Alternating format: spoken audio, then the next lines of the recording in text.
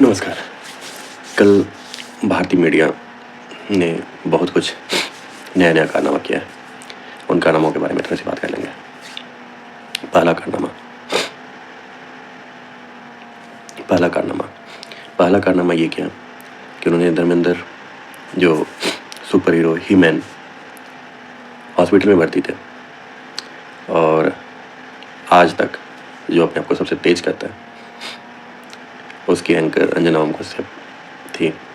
अब आज तक के जो सोर्सेस होंगे, उन्होंने बिना वेरीफाई किए धर्मेंद्र को श्रद्धांजलि दिलवा दी, उनकी मौत की पुष्टि कर दी और यहाँ तक कि बहुत सारे कलाकारों को बुला करके उन्हें श्रद्धांजलि भी दिलवा दी। और उनके इस रिपोर्ट के कारण जो पूरे भारत में जो मतलब विश्वास करते हैं कि भाई प्रमुख चैनल है कि इसने दे दिया है तो मतलब सोर्स सही होगा, क्योंकि ऐसे तो कोई बोल नहीं सकता कि भाई धर्मेंद्र अब नहीं रहे। और इस कारण से बहुत सारे नेताओं ने भी बिना वेरीफाई किए, सिर्फ आज तक या इस तरह के भारतीय मीडिया के कहने पर, उसे पूरा फेक मतलब एक न्यूज़ चला दिया और उस पर श्रद्धांजलि दे दी। अब देखिए, और आज जो है धर्मेंद्र जो है अपने घर में है और स्वास्थ्य लाभ ले रहे हैं। डॉक्टर ने सुधार की भी बात कही है। इसी तरह एक और खबर आई कि बिना वेरीफाई किए कि तुर्की का हाथ है। तुर्की का भारत में जो आतंकवादी हमला हुआ है उसमें तुर्की का हाथ है। तुर्की ने इसका खंडन किया कि भाई हमारा कोई हाथ नहीं है इसमें, हम इसमें शामिल नहीं है, मतलब कुल करके।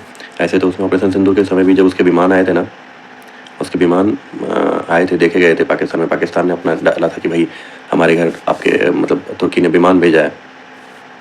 तो उस समय भी कहा था उन्होंने कि नहीं, हमने तो केवल कुछ सहायता के लिए पहले से गए थे और तेल भरवाने के लिए भेजा था। हालांकि बाद में पता चला था कि कुछ ड्रोन जो हैं उससे सपोर्ट और कुछ सिपाहियों मतलब कुछ मैनुअल सपोर्ट भी उन्होंने किया था। तो तुर्की के बारे में तो कुछ कहा नहीं जा सकता।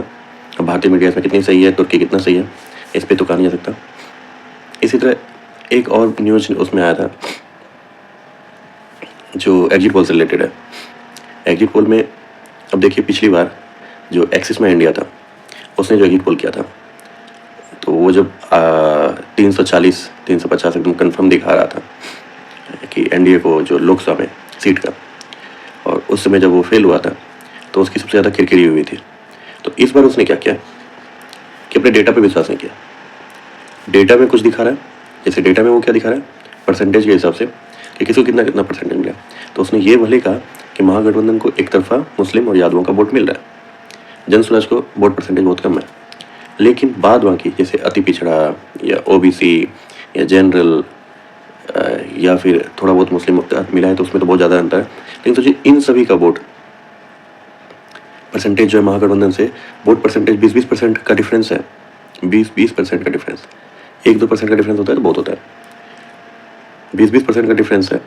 और उसके बाद जब उसे कैलकुलेट किया तो उसे दिखा दिया 1-2% का डिफरेंस कि दोनों को मिला करके 1-2% का। चलो मान लेते हैं कि पूरे बिहार में जोड़ करके दिखाया तो 1-2% दिखाया कि कुछ क्षेत्रों में जो मुस्लिम इलाका है वहाँ पे मुस्लिम का एक तरफा वोट पड़ा होगा, यादवों का वोट पूरे बिहार में पड़ा होगा।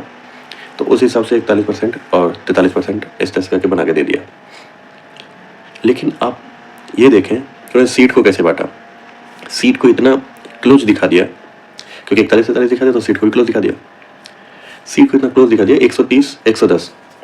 130 और 110 दिखा दिया कि भाई साहब लास्ट में कहने के लिए मेरे पास बच जाएगा कि पहले पिछली बार किरकिरी हुई थी, तो इस बार किरकिरी से बचने के लिए कि भाई साहब 1-2% का तो अंतर हो जाता है। कुछ सीटें होती है, 10-20 सीटें ऐसी होती है जो क्लोज होती हैं, उसमें इधर उधर चांस होते हैं चेंज होने के। मतलब 10 सीट भी इधर हुआ तो महागठबंधन 120 पे पहुंच जाएगा, जो 122 का चाहिए 123 चाहिए,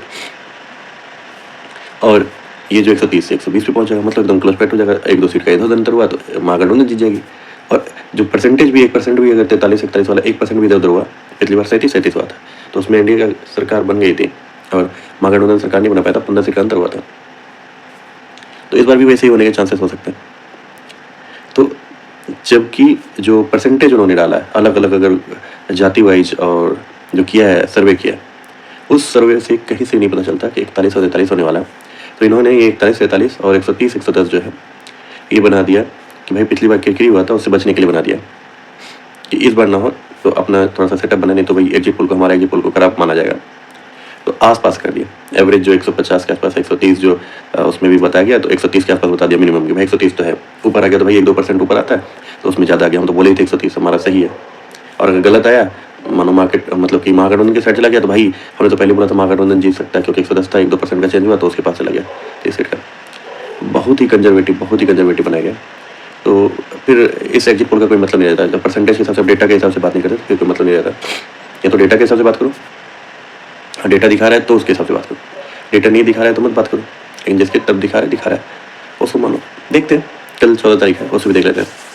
और एक न्यूज़ और भी था मीडिया में, भारतीय मीडिया में, कि पी चिदम्बरम ने एक ट्वीट किया था, कहा था भाई मैंने तो पहलगाम केस में भी बोला था भारत सरकार को कि भाई 2 तरह के आतंकवादी होते हैं, एक जो विदेश से प्रशिक्षित होते हैं, एक घरेलू। अब घरेलू वाले क्यों बन रहे हैं आतंकवादी, इस पर सरकार को सोचना चाहिए। सरकार भी जानती है लेकिन सरकार बोलती नहीं है। भाई घरेलू वाले क्यों बन रहे हैं? अभी जो आतंकवादी घटना हुआ है, आप ये सोचो, ये जो आतंकवादी घटना हुआ है, अब पी चिदम्बरम कहना क्या चाहता है? कि वो ये कहना चाह रहे हैं कि सरकार जो है ऐसी व्यवस्था करके दी है कि उन्हें बेरोजगारी है, उसके कारण से ये आतंकवादी बन रहे हैं। अब उन्होंने क्लियर नहीं किया कि सरकार जानती है। अब घर में क्यों बन रहे हैं? भाई पढ़े लिखे बन रहे हैं, बेरोजगार नहीं बन रहे। पढ़े लिखे जो हैं वो आतंकवादी बन रहे हैं। डॉक्टर जो पूरा का पूरा एक कॉलेज का प्रोफेसर है, कॉलेज में पढ़ा रहा था, अपना प्रैक्टिस कर रहा है, बड़ा सा एक कॉलेज का मेडिकल इंस्टीट्यूट चला रहा है, मेडिकल क्या कहते हैं हॉस्पिटल चला रहा है वो, उसे पैसे की तो दिक्कत नहीं हो सकती मेडिकल में। मेडिकल वाले तो खा सके, उन्हें जॉब की तो दिक्कत नहीं है, फिर भी वो कर रहे हैं।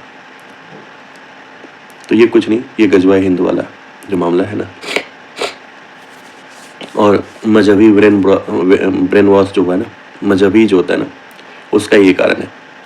तो आप घरेलू और इसको विदेशी प्रशिक्षित से न करें, क्योंकि उनमें विदेशी ही है। हालांकि सरकार इस पर जवाब देगी आगे, लेकिन इस तरह करके आप जो है उन्हें एक तरह से बैक सपोर्ट करने की जो कोशिश कर रहे हो ना, ये गलत बात है।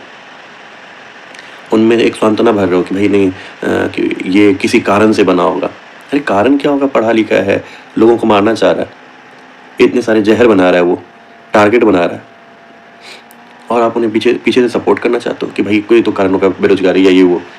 ये कोई कारण नहीं होता। कोई किसी को क्यों मतलब मारना चाह रहा है, यही गलत बात है। भारतीय मीडिया ने जो धर्मेंद्र वाली स्थिति की, ये तो बहुत ही गंदी है, सबसे तेज देने के कारण। तो इस तेज से बचना चाहिए, और कोई भी न्यूज़ चलाने से पहले पुष्टि करें, और अगर पुष्टि के आसपास भी है ना, तो उसे ज़रूर बताएं कि हमें अपुष्ट खबरों से पता चला है। हम सोर्स का जो होता है, जो मीडिया का काम है, वैसे काम करें, क्योंकि किसी की भावनाओं को ठेस पहुंचाने से अच्छा है, या कुछ भी ऐसे देने से, एक तरह से फैलाने से, कि उसे सही से कंफर्म करें। ठीक है, इस पर बाद में बात करते हैं। धन्यवाद।